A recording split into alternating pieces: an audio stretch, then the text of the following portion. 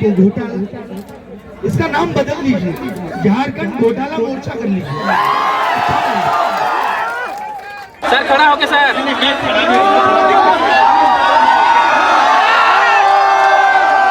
मैं तो हैरान हूं कि आप इतनी लीग भर्तियों में जी कैसे पा रहे हैं। मतलब 21वीं सदी के भारत में आज देश के युवाओं को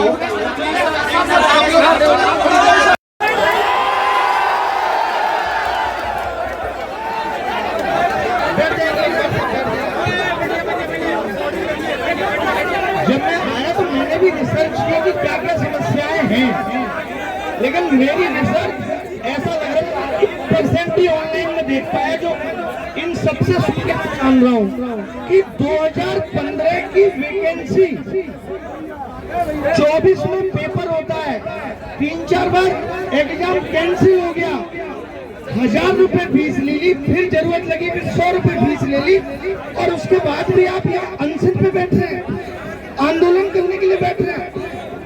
क्या सो रही है झारखंड सरकार? दूर से तो ऐसा लगता था यार झारखंड बड़ा अमीर राज्य है, सब कुछ अच्छे से चलता है, यहाँ कोई समस्या नहीं है। तो पहली बार जब आप लोगों ने आंदोलन करा तो हम लोगों तो खबरें आई कि ऐसा हो रहा है, तो अब तक आप लोग झेल क्यों रहे थे? ये बड़ा दुखद है कि हमने अपनी सरकारों को इतना सर पे चढ़ा लिया है कि इन्होंने अत्याचार की सारी सीमाएं पार कर दी हैं। मैं तो ऐसे सोच रहा हूँ कि 2047 में अकेला भारत विकसित हो जाएगा और झारखंड बहुत पीछे रह जाएगा। जिस स्पीड से झारखंड अभी 2015 की वैकेंसी नहीं क्लियर कर पा रहा, ये तो 2062 में जाके आजाद होगा। ऐसे लिखा जाया करेगा, विकसित भारत ब्रैकेट में झारखंड स्टिल वेटिंग। यही होगा। एक तरफ हम कहते हैं कि राज्य हो, देश हो, युवा इसका भविष्य लिख रहे हैं, और सोरेन साहब तो खुद भी यंग आदमी है, लेकिन क्या है कि कभी संघर्ष किए नहीं।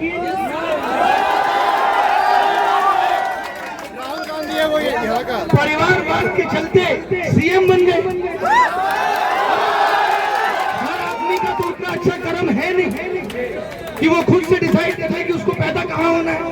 हमसे पूछा जाता तो हम भी कहते थे कि साहब सोरेन साहब के साथ यहाँ पे कर दो, छोटा लड़का बना दो, हम उप मुख्यमंत्री बन जाएंगे। आप बताइए, मैं इतनी सारी चीजें इन्होंने मुझे लिख के दी हैं। तो हम दिल्ली में डिजिटल इंडिया, एआई की बड़ी बड़ी बातें चल रही हैं। झारखंड को बताया जाता है, जब हम झारखंड के बारे में सुनते हैं तो एक ये सुनने में आता है जामताड़ा।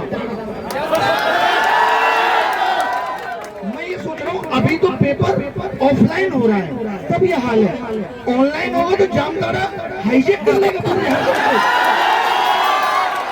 साइबर क्राइम में टॉप पे। क्या कर रही है झारखंड सरकार? और झारखंड को तो दुबई हो जाना चाहिए था, जितना कोयला झारखंड के पास है। ये कह रहे वहाँ भी की माइनिंग करेंगे, वहाँ भी आपके अड़ोस पड़ोस के कई लोग होंगे जिनको आप अमीर होते हुए देख रहे हो, लेकिन आप आए हो क्योंकि उन्हीं को मौका मिल रहा है कि सरकार तक अच्छा पैसा पहुँचा रहे।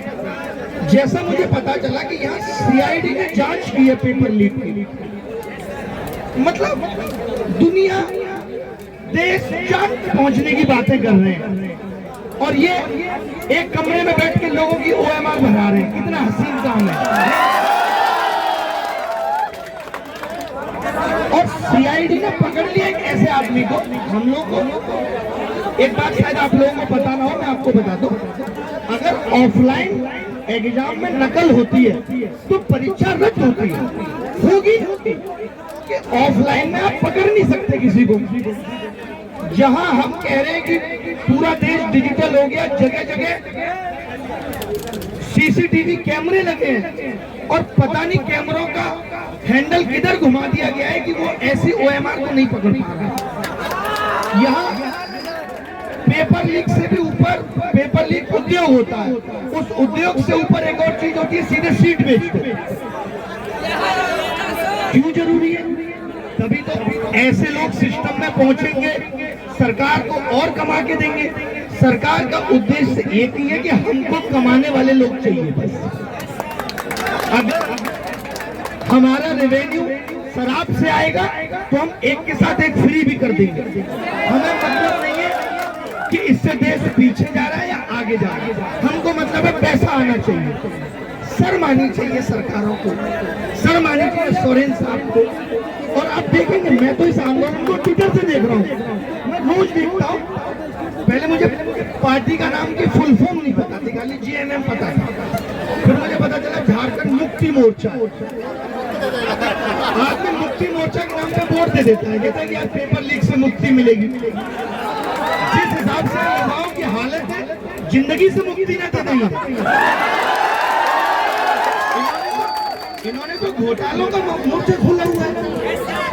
आप जीटेक उठा लीजिए तो घोटाला, इसका नाम बदल लीजिए, झारखंड घोटाला मोर्चा कर लीजिए। वो पता है क्या कर रहे हैं, बस उनका काम खाली आप ट्विटर पे देखेंगे, वो आपके प्रति कोई संवेदना नहीं दिखा रहे। बस क्या करें, जंतर मंतर पे भी आंदोलन हुआ था। अरे तो आंदोलन कहीं भी होगा जहाँ देश में समस्याएं होंगी और मीडिया आपके पास आ रही है, मैंने देखा। लेकिन मीडिया एक ही काम कर रही है, इस वाले आंदोलन को उससे कंपेयर। अरे भैया, यहाँ बच्चों की समस्याएं बाहर लेके आओ। मैं दिल्ली से चल के आया हूँ, मुझसे कितना दर्द नहीं पहुंचा। तो मेरी मीडिया बंधुओं से भी ये गुजारिश है कि कभी इस लड़के को उठा लीजिए कि भाई तुम बताओ समस्या क्या है। जीटेट के बारे में जानना, भाई साहब की उम्र निकल गई। आप एक बात बताओ, पहले तो फॉर्म के लिए चिल्लाते रहो, वैकेंसी निकालो वैकेंसी निकालो। पहले आज से 20 साल पहले जब वैकेंसी निकलती थी तो तब निकलती थी जब सरकार के पास देने के लिए खर्चा होता था कि भैया वैकेंसी निकालो। अब उल्टा है, अब सरकार वैकेंसी तब निकालती है जब खर्चा नहीं, जब खर्चे में कमी होती है। वो कहते हैं अच्छा कमी है, 1000 करोड़ बताते हैं, फॉर्म निकाल दो। फॉर्म फीस 1000 रुपए 2015 में एसएससी। भाई ये बहुत मोटा कमा रहे। ये तो मुझे लगता है सारी सरकार आप ही के पैसे से चला रहे। बार बार फॉर्म निकालो, बच्चा चिल्लाता रहे एग्जाम मत लो, उसको लालच में रखो, चुनाव में बोलो कि आपको हर एक युवा के घर घर नौकरी देंगे। उसके बाद फॉर्म निकल गया, अब आप चिल्लाएंगे एग्जाम ले लो, एग्जाम की भीख मांगो, एग्जाम ले लो। अब एग्जाम हो जाएगा तो आपको पता चलेगा नकल हो गई, तो आप बोलेंगे भैया नकल हो गई, ये आनंद फानंद में रिजल्ट जारी कर देंगे। रिजल्ट के बाद आप कहेंगे कि मेरे तो 300 में 299 नंबर है, फिर भी मेरा सिलेक्शन नहीं होगा। तो इस पे सोरेन साहब का कहना है तुम योग्य नहीं हो। 300 में 299 नंबर लाने वाला व्यक्ति अगर योग्य नहीं है तो भारत में सोचिए कितना पढ़ा लिखा युवा हो गया। भारत को अमेरिका को पीछे कर देना चाहिए कि यहाँ सिलेक्शन के लिए 99.99% से भी ऊपर नंबर चाहिए। इतने नंबर लाने वाला युवा कनाडा चले जाए तो वहां का राष्ट्रपति बन जाएगा।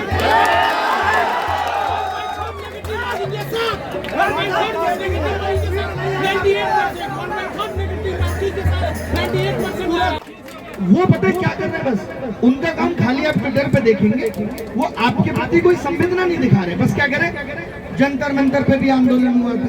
अरे तो आंदोलन कहीं भी होगा जहाँ देश में समस्याएं होंगी और मीडिया आपके पास आ रही है, मैंने देखा। लेकिन मीडिया एक ही काम कर रही है, इस वाले आंदोलन को उससे कंपेयर। अरे भैया, यहाँ बच्चों की समस्याएं बाहर लेके आओ। मैं दिल्ली से चल के आया हूँ, मुझसे कितना दर्द नहीं पहुंचा। तो मेरी मीडिया बंधुओं से भी ये गुजारिश है कि कभी इस लड़के को उठा लीजिए कि भाई तुम बताओ समस्या क्या है। जीटेट के बारे में जानना, भाई साहब की उम्र निकल गई। आप एक बात बताओ, पहले तो फॉर्म के लिए चिल्लाते रहो, वैकेंसी निकालो वैकेंसी निकालो। पहले आज से 20 साल पहले जब वैकेंसी निकलती थी तो तब निकलती थी जब सरकार के पास देने के लिए खर्चा होता था कि भैया वैकेंसी निकालो। अब उल्टा है, अब सरकार वैकेंसी तब निकालती है जब खर्चा नहीं, जब खर्चे में कमी होती है। वो कहते हैं अच्छा कमी है, 1000 करोड़ बताते हैं, फॉर्म निकाल दो। फॉर्म फीस 1000 रुपए 2015 में एसएससी। भाई ये बहुत मोटा कमा रहे हैं। ये तो मुझे लगता है सारी सरकार आप ही के पैसे से चला रहे। बार बार फॉर्म निकालो, बच्चा चिल्लाता रहे एग्जाम मत लो, उसको लालच में रखो, चुनाव में बोलो कि आपको हर एक युवा के घर घर नौकरी देंगे, उसके बाद फॉर्म निकल गया, अब आप चिल्लाएंगे एग्जाम ले लो, एग्जाम की भीख मांगो, एग्जाम ले लो। अब एग्जाम हो जाएगा तो आपको पता चलेगा नकल हो गई, तो आप बोलेंगे भैया नकल हो गई, ये आनंद फानंद में रिजल्ट जारी कर देंगे। रिजल्ट के बाद आप कहेंगे कि मेरे तो 300 में 299 नंबर है, फिर भी मेरा सिलेक्शन नहीं होगा। तो इस पे सोरेन साहब का कहना है तुम योग्य नहीं हो। 300 में 299 नंबर लाने वाला व्यक्ति अगर योग्य नहीं है तो भारत में सोचिए कितना पढ़ा लिखा युवा हो गया। भारत को अमेरिका को पीछे कर देना चाहिए कि यहाँ सिलेक्शन के लिए 99.99% से भी ऊपर नंबर चाहिए। इतने नंबर लाने वाला युवा कनाडा चले जाए तो वहां का राष्ट्रपति बन जाएगा।